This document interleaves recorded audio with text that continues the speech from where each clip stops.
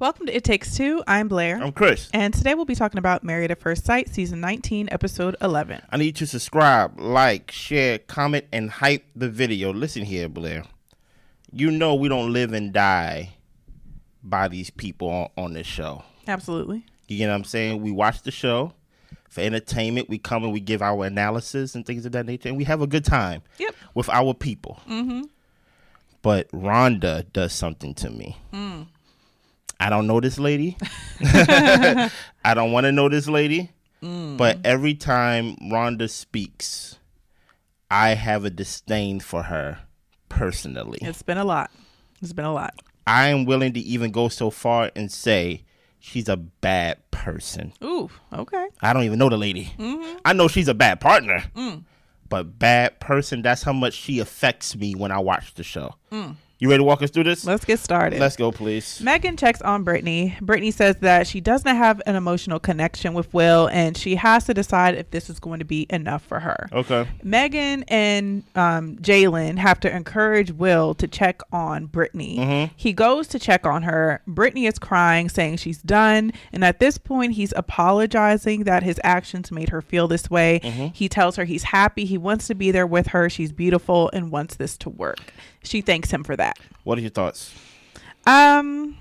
This has me moving more towards your direction What? About Will knowing what he's doing, because, okay, so you can say the words. Why were you withholding this whole time? And she thanks him as though he's done some big favor for her, but it just feels like he's been withholding this whole time and he knows the right things to say. And I get that he could possibly feel this way, or he could just be trying to calm her down in the moment. But it doesn't feel very genuine. Yeah. Is all I can really say. It's just very off-putting a little bit. But she got what she wanted, the words that she wanted to hear. And that's what I want to touch on, right? Because I already know about Will. I don't need to go on a diatribe about Will. You get what I'm saying? When she was crying in the mirror by herself and things like that, crying in the bathroom by herself, she says that we don't have an emotional connection and she needs to decide if this is enough for her, right? Will comes and he gives some type of emotional pacifier to her, right? And now all of a sudden she's happy and she thanks him for his words, and now she's back on a even playing field in her emotions. That's a problem to me.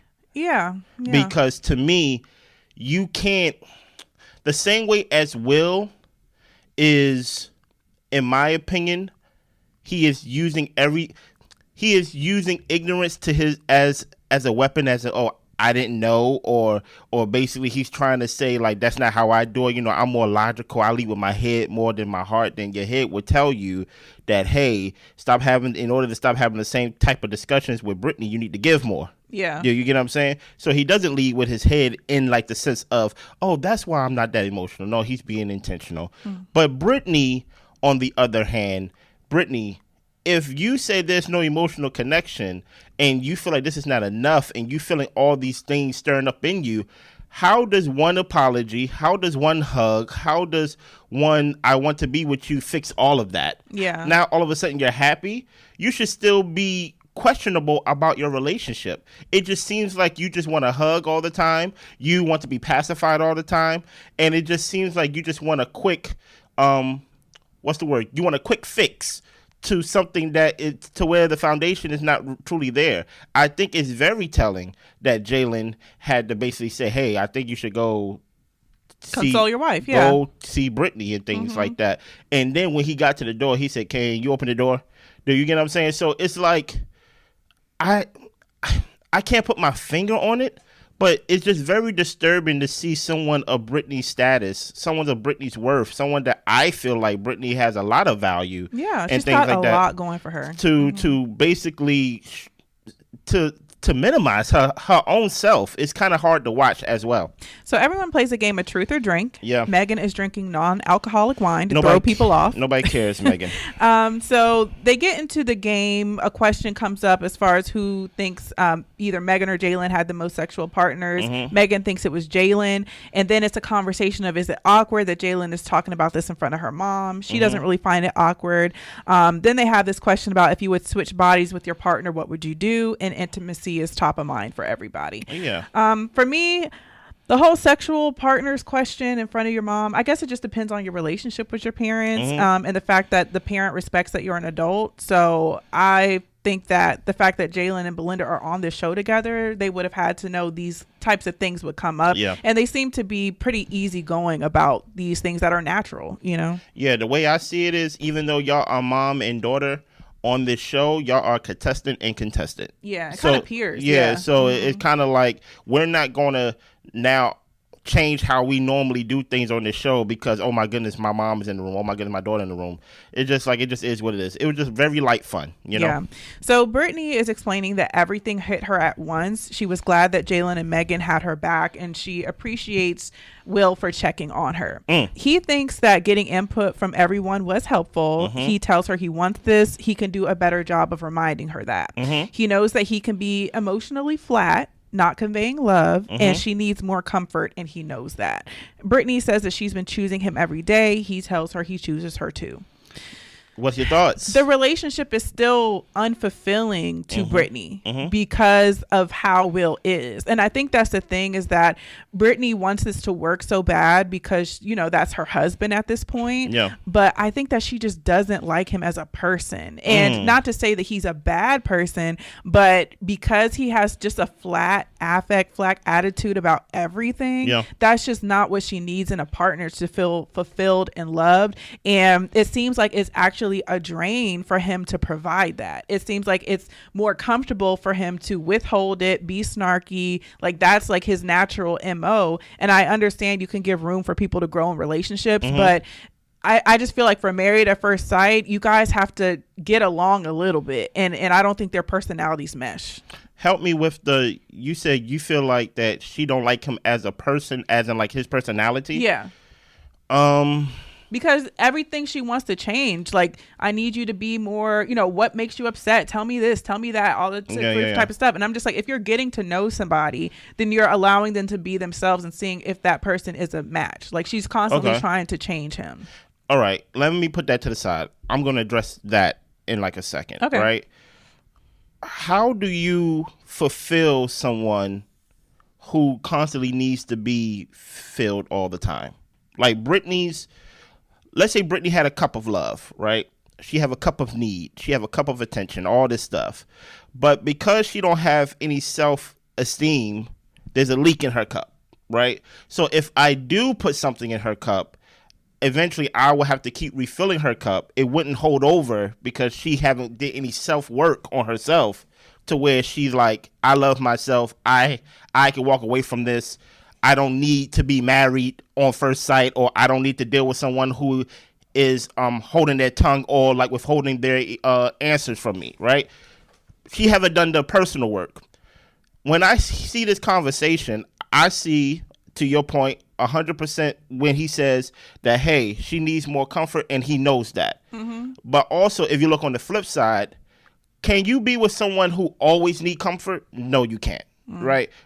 Can you be with someone who always need reassurance? No, you can't. Right? Because eventually nothing will ever be enough. That's why I go back to your statement of she don't like him. I think she loves this boy. Right?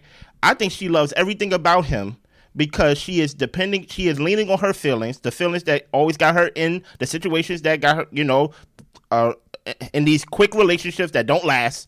So she's leaning very heavily on Will. And let me just add something. Go ahead. When we're talking about her loving him, I can agree with you on that. I think in a way, I think she loves the idea of marriage. Okay. I think she loves the idea of this working. I think that she's wants to not fail at something. But I don't see where she loves Will. You know what I'm saying? It's just like she loves being like, she's being obsessed. a wife. You know what I'm saying? Like, she loves the fact that she's a wife, she's married. And I think that she enjoys him from time to time. But I think that just his personality really does do a damper on her. But you go ahead. Okay, let me change my words a little bit then, right? Because let me change it to she love what Will represents. Fair. Meaning that if they would have put a Brian in front of her, she would have been acting the exact same way. Yeah. Right? Because she is someone who has a hole in her cup, as I'm going back to that analogy, right? All of this is for self-serving, for her to feel good about herself. That's why when he says no to, hey, let's take sex off the table for a moment, she said, I view all of that as rejection. You get what I'm saying? That's why whenever it comes to emotional connection, it really never have to do any.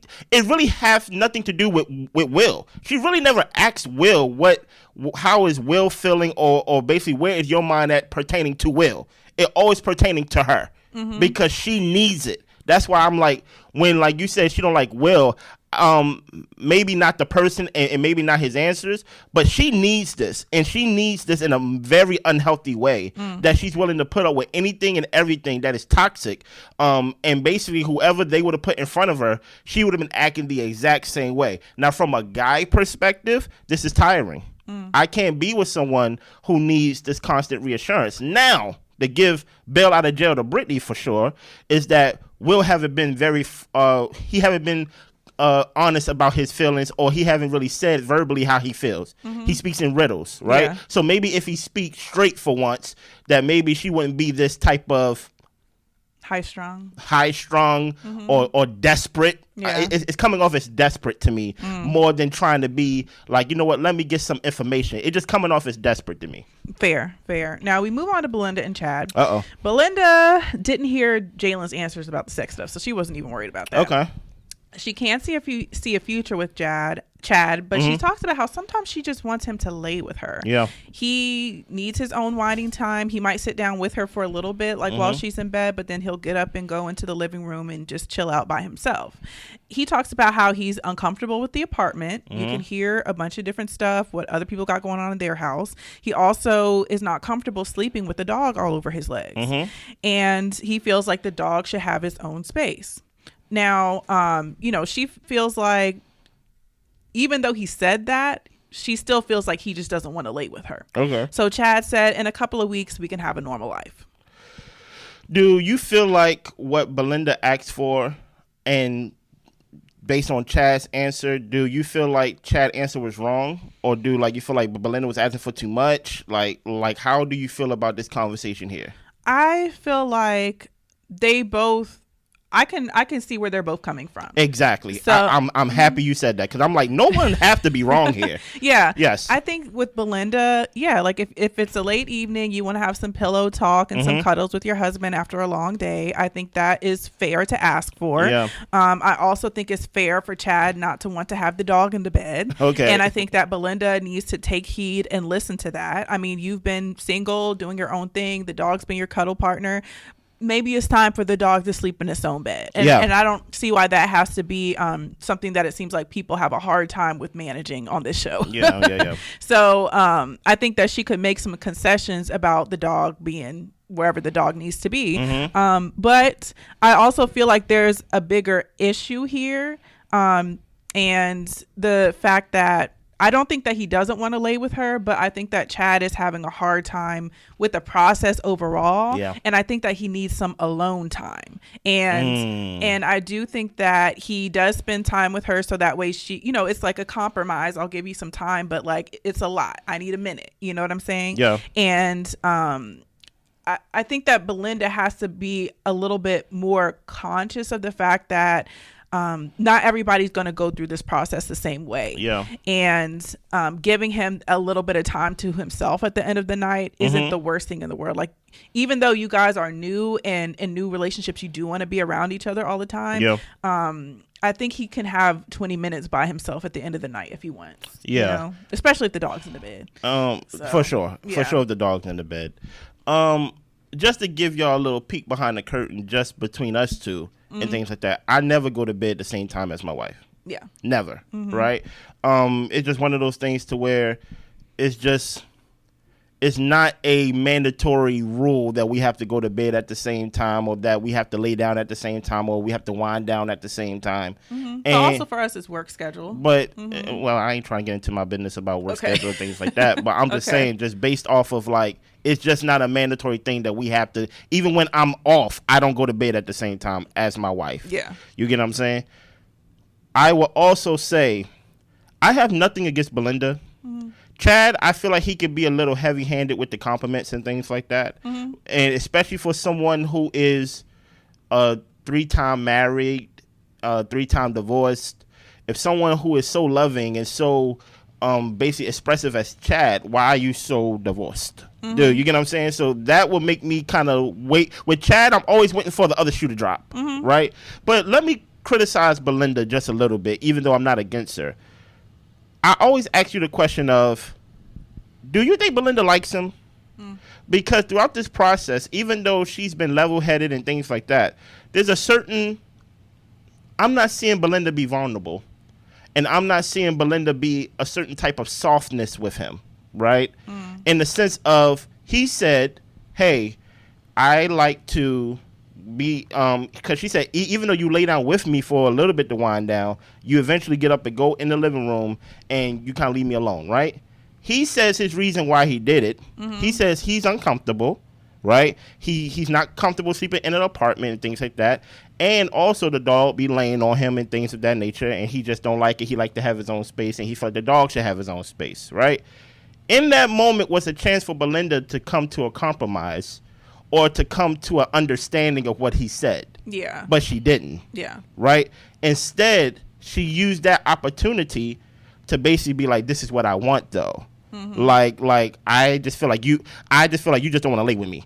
Why would you choose that option unless you're not vulnerable, unless you're looking, because for me, honestly, I feel like Belinda is looking for every reason to prove to her why she shouldn't stay in this marriage, besides reasons why she should stay in the marriage. And the reason I only push back on that a little bit is because clearly I think I can see that she wants to be around him because it's important for her to spend that time with him. Okay. So if you're asking for that time with your partner and I feel like she wants to be around him and wants to be close to him, but I think she's just been out of relationships for so long, maybe, that she's just out of the practice of compromise. Because if you're asking him to stay and lay with you and cuddle with you, and I'm just like, clearly she likes him. That's what I get. I think she's just a reserved person. Well, that's not true. Okay. Because sometimes you can do things that is self-serving. That doesn't necessarily mean that you like me. It could be you just don't like being alone, or maybe you need somebody to lay next to for you to fall asleep. That's fair. So it doesn't necessarily serve me, because I told you what serves me. Yeah. And what serves me is the dog not laying on me, and I can lay down with you. That was the compromise that Chad had. That I lay down with you for a while, but eventually I go back out in the living room, probably to drink some more, or probably just to chill, just to have my own time. And she, and in a moment to prove to me, who is nobody, to say that she really likes him, or that she's looking for reasons to stay in this marriage, I felt like she chose the other option to be like, no, you should just lay with me, and I feel like you don't want to just lay with me. And I'm just like, Belinda, you could have chose that moment to actually give some words of love and some words of reassurance, some words of understanding. We hear Chad talking all the time. He talks so much. I'm tired of hearing him talk about how much he loved Belinda. Yeah. But in this moment, Belinda didn't give that to Chad. And I'm just like, that's true. And I'm just like, you missed that moment. I'm not holding it against her, but I'm just like, you missed that moment to show understanding. Jalen is telling Josh that she wants them to get their friends together. She's trying her hardest to figure out this community piece for them. Yeah. Here's the thing with that. As we about to go through this, don't make a minor thing major. Your friends can stay your friends. My friends can stay my friends. It don't have to be this serious. You get what I'm saying? So we get to Britney and Will. They're back from the retreat, and it's time to get back into their routine. She's asking Will what he does when he gets overwhelmed. He says pretty much work out and just try to stay away from people. When she gets overwhelmed, she gets frustrated. Yeah. And she tells him, it seems like you don't really like people. And he says that he doesn't really like new people. She thinks that there's more to him than he lets on, and she's going to try to bring it out of him. I'm going to give a personal story, a personal anecdote. And don't tell my business. This reminds me of being when I was younger, even till today. Like, you grow older, but you're still the same person at heart. Okay. I was quiet. I was shy. I was reserved. I was an introverted person. I still am that way, but career, life circumstances kind of pushes you out of your comfort zone to rise to the occasion. But at the core of myself, when I'm at home with my husband, I'm reading books. I'm chilling. You know, we talk chit chat here and there, but it's not a very loud, lively household. It's very peaceful and quiet, like I like it. And I feel like growing up in different circumstances, people would ask me, why are you so quiet? Like, what's going on with you? And, you know, try to ask questions and try to figure out what makes me tick. What makes you mad? You never get mad. And, you know, all that picking and poking as if there's a big secret hidden beneath you know, my shirt somewhere or something like that. Maybe. But I think that it's actually very aggravating for somebody to try to bring you out of your shell when you're just being who you are. And when I look at the Britney and Will in this situation, it's getting more and more evident to me that Will, whatever's going on with Will, he's choosing to present himself this way. Okay. And I don't think that Britney should take it on her back to pull something out of him that he doesn't want to be pulled, if it's there, whether it's not, or whether it's something he wants to withhold. I can't read the guy. She can't read the guy. And instead of just allowing him to present himself the way that he wants to and figuring out if this is the person that she can be with, she wants to figure him out and pull something out of him. And as a person who has, you know, been on the receiving end of people poking and prodding and trying to pull, a lot of the times, at least I'll speak for myself, nothing much more there. I'm sitting, I'm chilling, ain't nothing on my mind. Wow. Wind, air, peace, that's all that's going on. And so I think that Britney has to come to a point to where she can accept that Will presents himself this way, and if he chooses to give you more, that's his choice, but you're not going to pry something out of him. It's actually irritating, you know? It's actually easier to just accept what he says. Yeah. Like, it's not like I have to give Will, as much as I told y'all about Will from episode 1, I will give Will credit for this. He's not there just being quiet the whole time, right? He may not be saying things straightforward. He may speak in riddles, but when he speaks, it's never like, oh, she don't get some information, right? She's over there telling one thing I hate. Are you gonna tell me about me, or am I gonna tell you about me? Right. You don't know me from a can of paint. We all married at first sight. And she's like, you don't like people. You act like you don't like people. And that's when Will's like, well, I don't like new people, right? And that's when she's like, no, you don't like people. So are you going to tell me about me, or am I going to tell you about me? Yeah. You get what I'm saying? And now she's taking it upon herself, to your point, her life mission to bring something out of him. But Britney, every time you try to bring something out of him, you end up crying. Why you want to cry? And the thing about it is, Will is, if you listen to what he's saying, he's basically saying he doesn't like new people. That kind of gives me a peek behind the curtain of maybe new people don't really like him that much. You get what I'm saying? Because they don't know him. Because they don't understand him. Right. When he was introduced to new people, as in her father, and he tried to have a conversation, he went on a tangent, and then that's when the father was kind of turned off by the conversation. Yeah. So maybe it's not so much of him not liking new people. New people don't understand Will. Yeah. That's why probably the friends that he have is friends that he had probably since he was little and growing up and things of that nature. And then the thing about friendship is, or the thing about people in general, there's an exchange when it comes to relationships, right? You have to give me a piece of yourself and I give you a piece of myself. And if Will is the type of person that withhold pieces of himself purposely or not, then guess what? He won't get along with new people or a lot of new people. Right. So I can see why Will would say, yeah, I don't really like new people, because the type of person that he is, or the type of person that he wants to be, he find that more comfortable than actually stepping out of his comfort zone and actually expressing what he feels. And then people, you know, according to what we're seeing out of his personality, are probably putting it on him to explain himself. And he's just like, I'm just here. Yeah, like I'm a nigga that's, I'm a dude that speaks in riddles. Okay, that's who I am. Yeah. Okay. I got beside myself. I'm about to say just a little bit, right? Will is frustrating you to a point. They both frustrated me. He just a nigga. Oh, sorry. Okay, I feel you. Listen here, y'all hear how we talk at home, okay? So we move on to Rhonda and Pat. Yes. Rhonda's stepdad is in the hospital, and she is clearly concerned. Okay. She brings up the whole situation about Pat buying this ticket for her. Yeah. And she was upset that he didn't ask her to join him. Okay. And he said that, he admits he didn't coordinate that well. And she finds that to be an interesting use of words. Coordinate versus invite. Yeah. So then she also brings up the fact when he was asking the man about the gloves instead of listening to her conversation about getting these calendars together. And it feels as though what she says doesn't matter. And he says that he agrees, and they were talking about it, for a while. And that's why he shifted his attention. Yeah, pretty much. He's just like, it's a calendar. Yeah. Now Rhonda is feeling like she doesn't matter to him. So Pat is telling her that it's a lot that's going on. He's trying to navigate being himself, adjusting, and he feels like she's zeroing in on the times that he doesn't do his best. Yeah. For the most part, he feels he is present and listening, and Rhonda tells him actions speak louder than words. Should I go first or should you go first? I'm just going to say that Rhonda, Pat cannot rise to the occasion. He's just not going to be able to. And at this point, you're picking at him and he doesn't know which way to go, left or right. The man is crumbling in front of your eyes. Yeah. So I'm kind of putting Rhonda in the same boat as Britney. Do you want the dude in the way that he is, or do you not really like how he speaks, how he presents himself, how he goes about situations?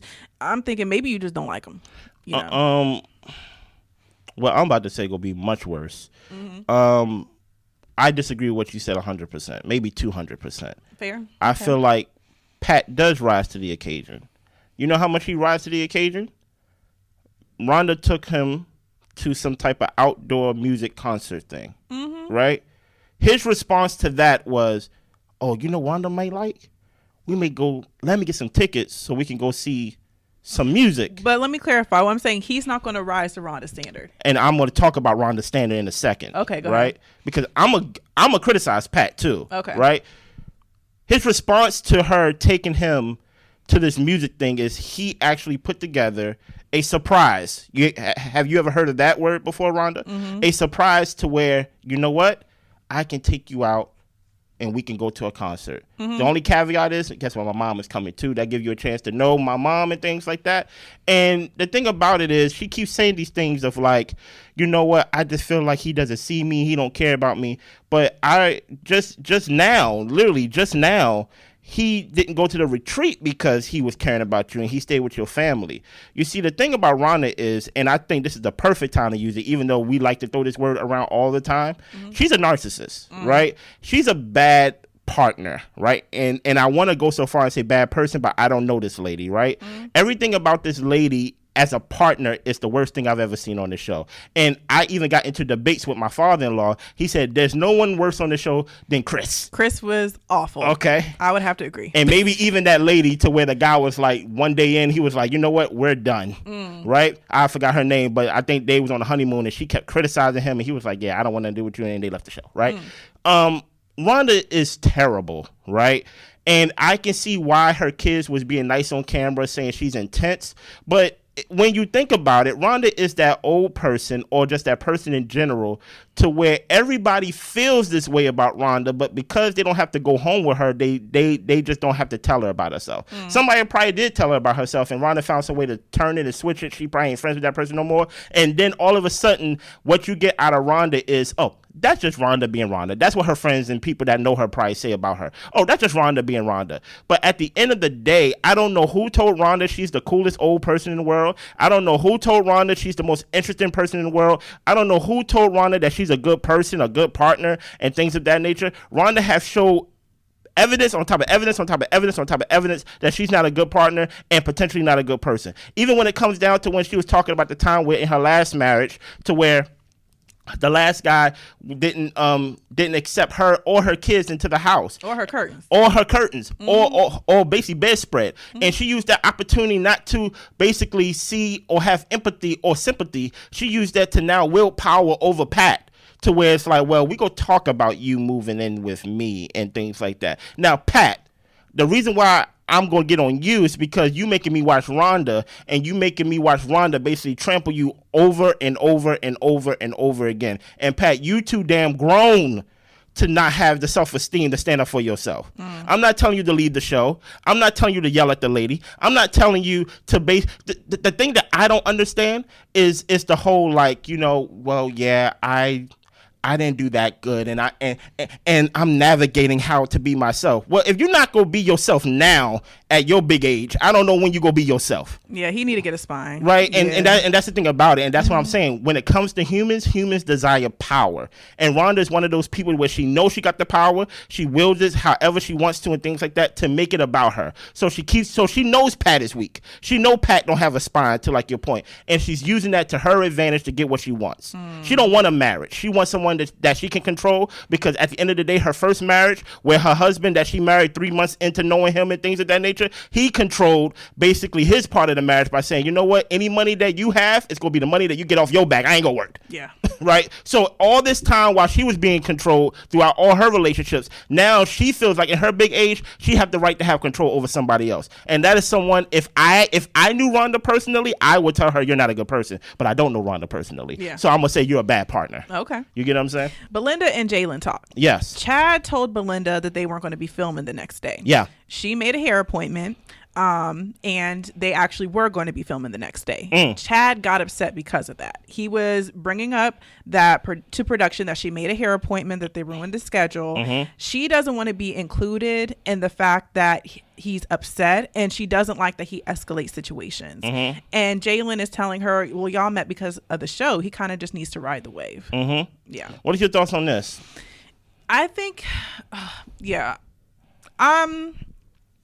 I am not a fan of how Chad decides to handle production, as though they're his employees. You're working with them to create a show. So no, they're not your boss, but you do have to be here at a certain time. They may have to shift some things around. You do have to be flexible, and you signed up for the show. So that's why it's a little bit off-putting to see Chad have this reaction to production, because you didn't have to be here at all, if we're being honest.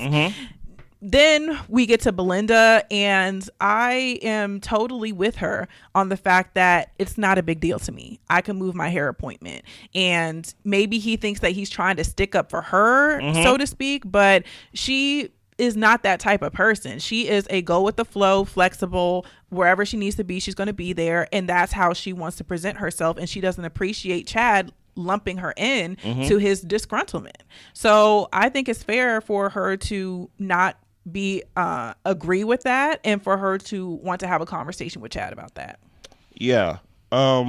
We are disagreeing a lot on like this episode. That's okay. I still love you. All right. You never seen me mad at my peak and things of that nature. And I think with women, they will automatically feel uncomfortable with a guy's aggression or with a guy's anger, especially if they see it. You get what I'm saying? Belinda seemed like she seems like she shrinks in those moments, even though you use the word flexible, easygoing and things like that. She go with the flow. I use the word shrink, right? If production told me or told us that we are not filming on this day, and you made plans to get your hair done, and then production actually said, no, actually we are going to film on this day, I see it as him trying to basically say, hey, y'all told us one thing, and now y'all telling us another thing. I already don't bang with y'all, right? Y'all not going to make my wife change her hair appointment and things like that. You kind of undercut him when you say, no, it's okay, baby. Because if I'm supposed to be the protector and things like that, now I understand this is nothing to, she's not in danger, so she don't need protection from anything, right? But I'm just saying, you undercut him when he's trying to defend your right of doing whatever you want to do on the day that they said that you were free, right? Now, here's the thing about it. This is a deeper issue with Belinda that we gonna get into next episode, right? But in this moment, I was just wondering, why didn't Belinda, I'm not saying she did anything wrong, but I'm like, you have a choice to do something better, right? Why in this moment are you looking at Chad as basically, you know what, don't include me in that text. Like, why did you do that? Besides using this moment to actually show Chad, hey, I'm on your side and things like that. It's okay, baby. Thank you for defending me. Thank you for being there for me. But I just feel like, you know what? Let's just get this over with. I'm tired of production too. But for this moment, I see you. Thank you. Like basically appreciate him for what he was trying to do. Even though Chad may have just did a little bit too much. Yeah. You get what I'm saying? I'm not saying that Belinda did something wrong, but it's just something. This is a moment to me that proves my point that I have for her, that she's looking for reasons to find what's wrong with the relationship besides actually looking for reasons that support the relationship. Mm-hmm. So she's like, I don't like the way you talk about, or excuse me, I think being rude to people is a big red flag to me or something like that with the first wrong thing. And some people say what Chad did in the first thing with production wasn't that rude. He was basically speaking up for himself. And I'm just like, are you the type of person to where if a person speak up for themselves, that makes you uncomfortable because you don't speak up for yourself? Because you're easygoing, you're flexible and things like that? Chad may be the type of person to where, like he said, he like to bark orders. We gonna talk about that soon too. If Chad is the type of person the way he speaks up for himself, you cannot shrink and basically make him what you are and things of that nature. So I feel like this was a moment for Belinda to show support of Chad, while at the same time Chad could have handled it better. And the best way to handle it better is y'all got to talk about it. You get what I'm saying? Besides going to your daughter talking about, don't include me in the text and things like that. Well, it was about you. It was about what they said to us, and now they reneging on what they said, if the story is true. Yeah. So Megan and Derek are hoping they're going to have twins. Yeah. They're dealing with a lot of pressure, trying to figure everything out. Mm-hmm. We move on. It's Will's birthday. Brittany ended up flying his mom out from Detroit to surprise him for a birthday dinner. Nice. And the mom can see that, they're touching, they're smiling, and, things look good. Mm-hmm. Will thinks that this journey does force you to grow. And mom gives us a little bit more insight into Will and shares that he is a private person that doesn't wear his emotions on his sleeve. So you won't always know how he feels. Mm-hmm. She also thinks that he needs more confidence, within the relationship, so that way he can express all sides of himself. And sometimes she tells Will, you do have to give compliments and you have to communicate. Will is thankful, of course, that Brittany coordinated the get together. Yeah. I think Brittany needed to fly the mother in sooner. You get what I'm saying? Yeah. Because the thing about it is, while you trying to figure out Will, there's someone that knows Will, and that's his mama. You get what I'm saying? Hopefully this conversation would have gave them insight, or give her insight on who Will is and things of that nature. But at the same time, the mother knows her son. Yeah. And the mother knows her son's flaws and things like that. Will may be a good person per se and things like that. And trust me, Rhonda's the worst person on the show. So y'all gonna never make me hate Will more than I don't like Rhonda on the show. You get what I'm saying? But at the same time, just because you may be a good person doesn't mean that gives you the pass to not communicate, to not express yourself. Like really, what's the value of being a good person if you don't really communicate? You don't really answer no questions. It's like I don't. Nobody knows who you are. Exactly. So even if you are a good person, as I'm sure he is, right? When it comes to relationships, it just comes off as he's a little selfish. He's holding things in. You can't be private or basically the person that the mother described, while at the same time want to be a husband and the leader of a household. And the thing is, I think Will, the way that he handles himself, at least if we're speaking strictly about withholding or just keeping parts of himself to himself, that's great at a job. Yeah.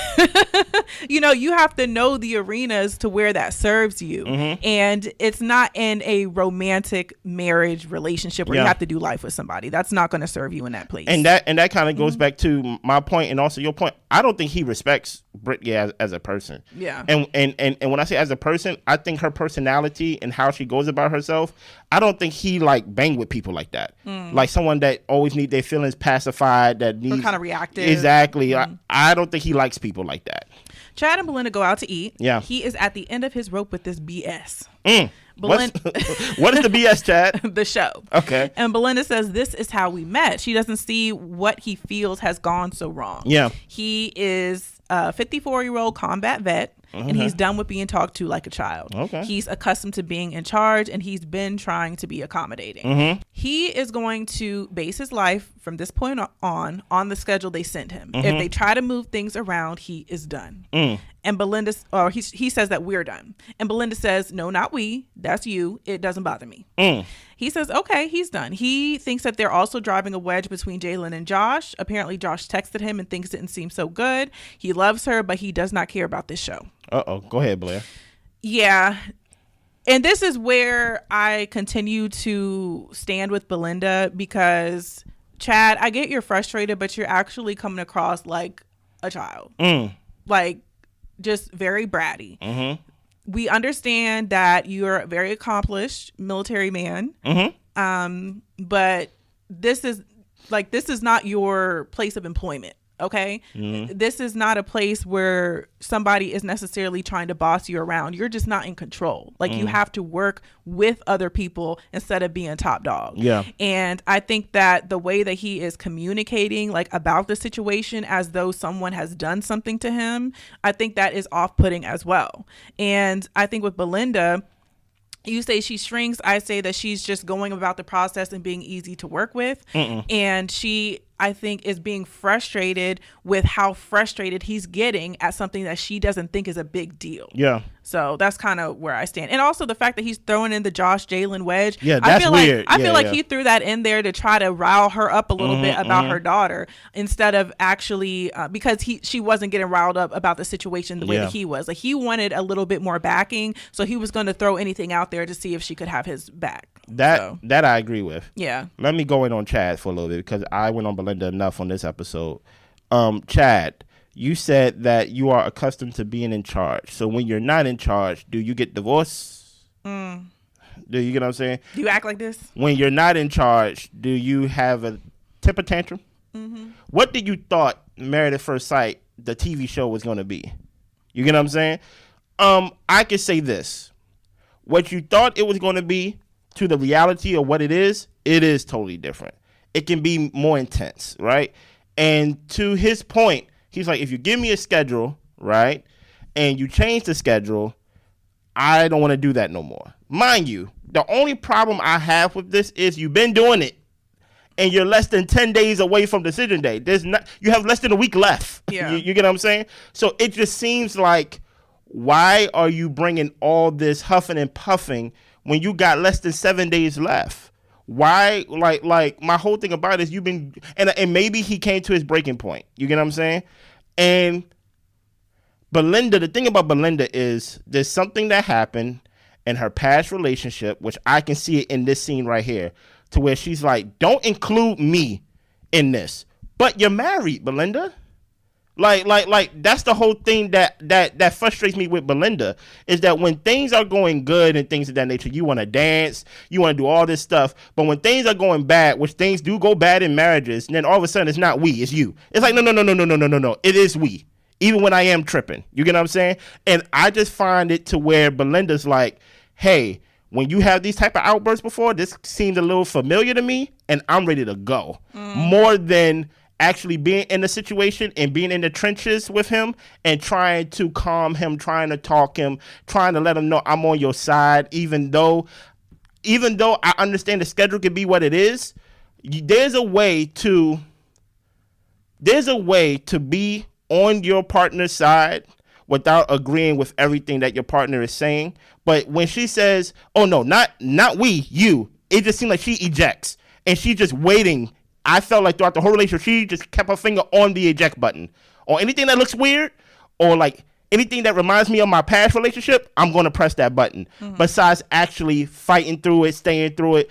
And it just seems like I feel like Belinda feels like she's been through too much. She's too old to basically do marriage. And when I say do marriage, I mean the conflicts of it, right? If marriage was all flowers and things like that, she's all for that. But the conflicts, especially something that looks familiar of her last marriage, she's like, nah, I'm not trying to do that. And that's where I'm like, Chad, with all those compliments that you was giving her, with the whole "you make my heart smile, you are the sunshine of my life," you know, I have sunshine in like the month of May type of crap that you was doing, that you was dancing with her, all them times you was telling her to get her cowboy hat, get ready to ride tonight. Did you ever sit down and talk to Belinda about her past marriages, about her past traumas and things like that? Because maybe if you talked to her and you actually cared about her, I'm not saying that he don't, maybe that will actually help you or motivate you not to have these type of outbursts. Yeah. Because I know the person that I'm with.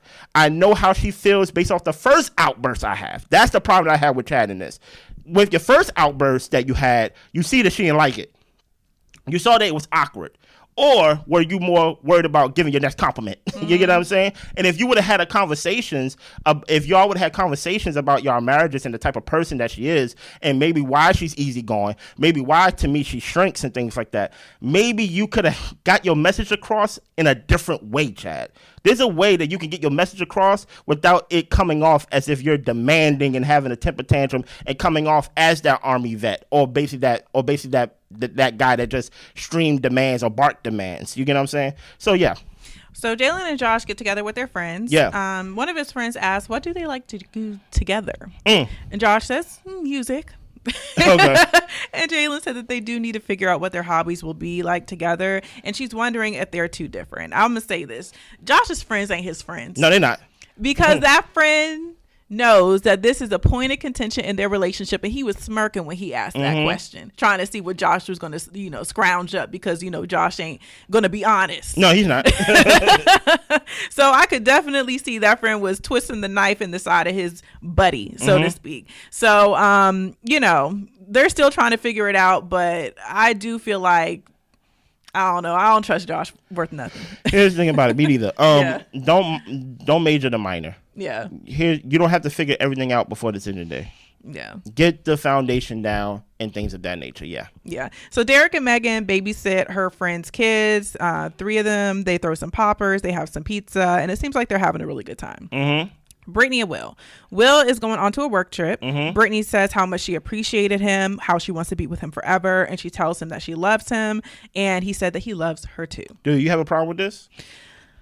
I don't. If this is the progression of the relationship, cool. But that's the thing with Will. It's like you can't really read him, so I don't know if he really feels this way or if he's just telling her this because he wants to just get through this time. Yeah. Yeah. And I think this scene was on the nanny cam, I think it was. It was. And when she said, "I love you," basically giving her appreciation, he whispered, "I love you." I don't know if it was because he didn't want the mic to pick it up, but in this moment, production wasn't there. In this moment, I think he felt like it was a private moment, and this is probably when you get to see me if you want to see me in a private moment. Do I have a problem with him kind of whispering it? In a way, I do. You get what I'm saying? Because, don't whisper it. You get what I'm saying? But that's just me nitpicking and things of that nature. But yeah, sure. If this is what Britney likes, Britney needs this. So the parents end up coming to pick up the kids from Megan and Derek. The kids want to stay. The parents say, "Get your butt in that car." Pretty much. Derek can see that she's really good with kids, and she really likes that the boys are close in age, so she's more open to having 3 kids. Let's keep going. Now, Pat meets with his friend. Yeah. He is telling his friend that he's been trying to make an effort, but they continue to keep disconnecting. He's feeling hopeless about it, and he feels like he's walking on eggshells. He has anxiety that he's going to be saying the wrong things, and his friend tells him, "Well, you have to feel safe and secure that things won't crumble from underneath you." Rhonda arrives. I was actually surprised. I was like, why is she here? I thought Pat could finally let his hair down a little bit. No, he cannot. So Rhonda shares that they've been having communication challenges. When she doesn't feel heard, she tries to get heard, and Pat shuts down. And she's trying not to do that, but as far as like just spewing everything out, but it makes her very frustrated to try to hold these things in. She needs him to tell her to pause. We'll get back to the conversation instead of shutting down in the moment. Yeah. There have been times that she's been in a vulnerable space and he doesn't really meet her where she's at. And the friend tells Pat, "Well, yeah, that's kind of stupid behavior." And Pat says that he just hasn't fixed it yet. Rhonda storms into the bathroom. She's triggered. Adrian gets it, and Pat hasn't gotten it for the past 15 weeks. Pat feels like he can't win. She comes back to the table and she feels like Pat doesn't care. She talked about her father's death. He couldn't remember when and what, and she said the calendar conversation, other things that he's just not paying attention to. Pat said that she has interpreted all those moments like he doesn't care, but it's not true. He's been working on trying to respond to her emotions, and he feels like he's being held to a standard that he can't achieve. You can't. He has lost himself in relationships before trying to appease, and he cannot be in that place again. So his friend encourages Pat to be himself, and Rhonda says, amen. Permission to be who you were born to be. I swear to God, I don't like this woman. I'll start because I'll be quick. Okay. Rhonda is a lot. I will say that Pat shrinking himself in the moments of conflict with Rhonda doesn't serve either one of them. Yeah. I do appreciate in the moments where, like, say, for example, when he pulled the car over and told Rhonda about herself, that was much needed, but it seems like that's very difficult for Pat to do. And I find it unfortunate that he bases his comfortability of being himself basically of how the other person is in his space. And I do need Pat to be a little bit more stern in who he is and what he will and will not accept. Yeah. And when it comes to Rhonda, you do not want this man to be himself. No, you don't. When he's chatting and rambling and having a good time and conversating, you tell him that he's not paying attention to you and he's running the conversation steamrolling. So and the friend ain't really his friend either. I mean, he's one way in front of Pat and he's switching up and Rhonda comes around too. So maybe birds of a feather, you know what I'm saying? So go ahead. He described this friend, Pat. He described this friend of his that he had for all these years as his sage, right? And this is the problem that I have with people like this, right? Number one, the one thing that I value the most in my relationships, this is not only romantic, but platonic, is loyalty, right? And the problem that I see sometimes whenever it comes to, let's say, when someone comes to me for advice and I'm friends with one of the person, sometimes the person would do too much to try to play the middle because I don't want to make it seem like I'm 100% on your side. You get what I'm saying? And people do not believe that being wrong can be a singular action. People think, oh, in order for something to be wrong, it got to be a collaborative effort when there's two people involved. And that's not always true, right? If this was a true friend, and if this was a friend that actually listened and things of that nature, he could have easily gave advice and things like that without actually criticizing Pat and talk about that's a stupid move. For one, you wasn't there. And the way that Rhonda is presenting the information is completely dishonest. You get what I'm saying? But this goes back to my point of Pat, though. Pat, you need to stand up for yourself, right? Or guess what? You just gonna always feel like you ain't gonna be heard or like you ain't gonna be seen or no one cares about you.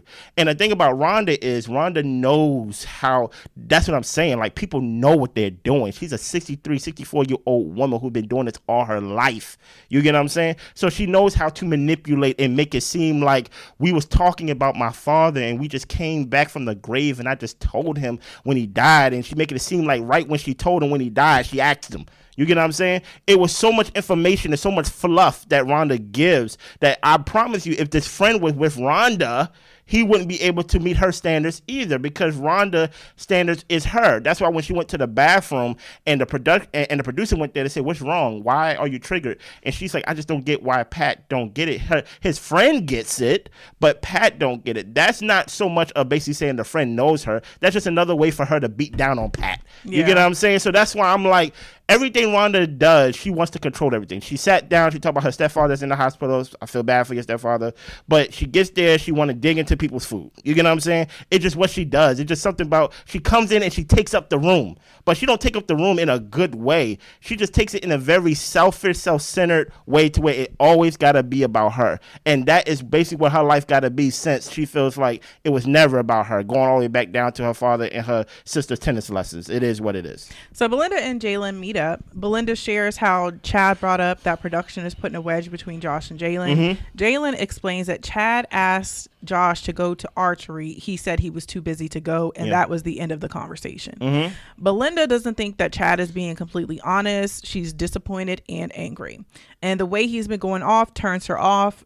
Turns her off, and she can't see herself living with this. And I will say this: I because of what I said before, I definitely think that Chad threw that in there to try to get Belinda riled up. 100%. However, I don't believe that Josh is just showing Jalen all the text messages of what's been discussed. 100%. we at 200%. You know what I'm saying? Yes. And any maybe phone conversations Josh had, I wouldn't be surprised if he deleted some history off of his phone. Hey, so 100%. We at 300. So I'm just like, I hear where Jalen's coming from, but I don't know how honest your man is either. So yeah, here's the thing. This is why I didn't want mother and daughter on the show in the first place, right? Yeah. I think Chad was lying, right? But to your point, Josh could be lying too. Yeah. Going back to the friend that he was supposed to block or unfollow and things of that nature, right? Also, do not bank on knowing what your partner is saying in text messages or phone conversations. Right. Britney made that mistake when she was like, Will is open to Chad. Mm-hmm. No, he's not. No. You know what I'm saying? Like, no, he's not, right? Because guys, we don't demand us to be vulnerable. We just talk about things that have nothing to do with us. In this moment, I feel like, hey, if you're going to use lies to try to manipulate and try, because you know I care about my daughter and you know I want my daughter to be happy as well, if you're going to try to use lies, Chad, to manipulate, then I feel like, hey, that's a bigger issue. Because now you felt like you tried to bark your way to getting some orders, and now you're trying to be a mastermind trying to get some more. Yeah. Trying to get your way. But we're going to talk about this in the next episode. Make sure you subscribe. Listen here. A lot of y'all are watching the show, but y'all are not subscribed. Make sure that y'all subscribe. Make sure, I know sometimes YouTube unsubscribes some folks. Make sure that you are subscribed. We are trying to get to 15,000 subscribers, and we cannot do it without your help. Subscribe, like, share, comment, and hype the video. And we see you in the next episode. Bye.